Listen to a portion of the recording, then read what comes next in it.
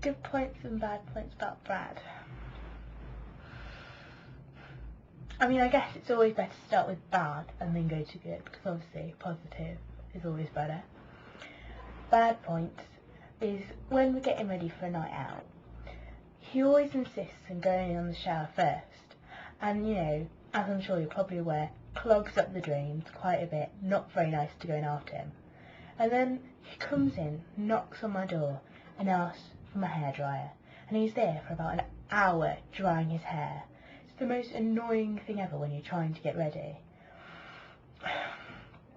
I mean, it's fair enough, you understand he wants to look good, but it's not like he even wears clothes out. I don't know why he bothers with this hairdryer. Good points, again, to do with nights out. Let's face it, I'm a student. Nights out are important. When I've been out dancing all night, you know, as you do, in the bay, the pier, you know, all the good spots, and I've been wearing heels, and I can't be bothered to walk home. He carries me. It's quite nice. I mean, you know you're safe. You're not going to get started on with a 7-foot Yeti, bigfoot monster. And I mean, he's nice and warm, so you don't have to worry about the wind. And you know, he's got big enough hands that if it starts to rain, that shelters your face. So I guess that's quite a good point. Yeah. First impressions of Brad.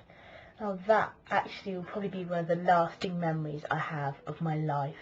Coming in with my mum and my dad and my sister. Stressful environment.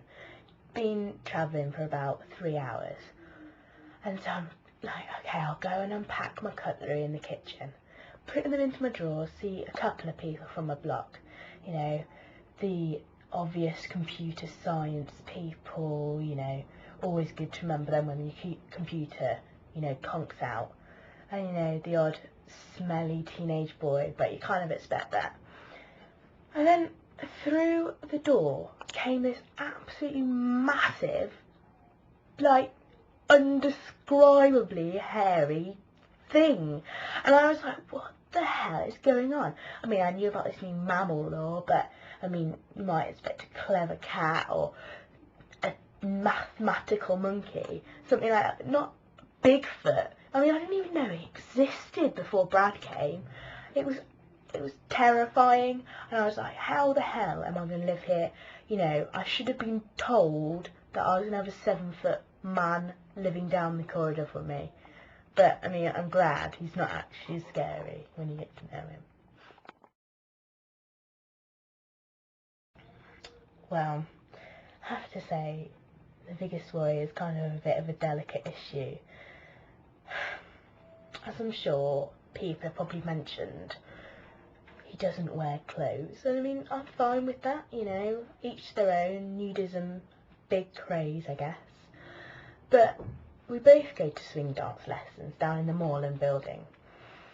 And there's a Christmas swing dance social, 1940s dress.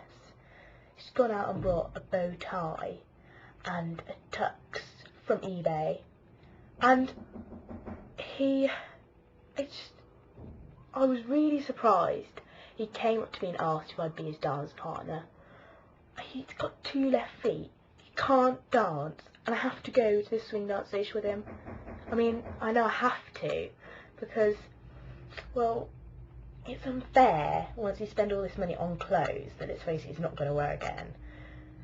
But I kind of have to. I mean, especially since he lives in my block. But my mum's not too happy. She doesn't like the idea that this might be cross-species dancing. But, you know, that's probably the biggest worry. But I try not to let him know. I mean, characteristics of Brad. He's a terrible, terrible drunk.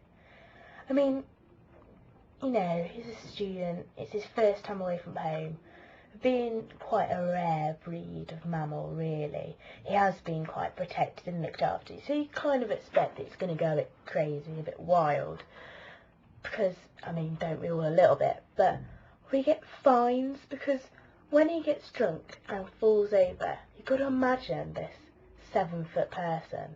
It's like, and walls chip, and I mean, fire extinguishers fall to the floor, foam everywhere. I mean, it's horrible, it's horrendous. He's starting to learn now, though, that he really can't get drunk because it's not fair on all of us, because the fines are quite expensive. But, I mean, other than that, I guess when he is drunk, he is quite funny. I mean, I don't think you've ever seen a 7-foot hairy guy slur his words. It's hilarious. But, you know, c'est la vie.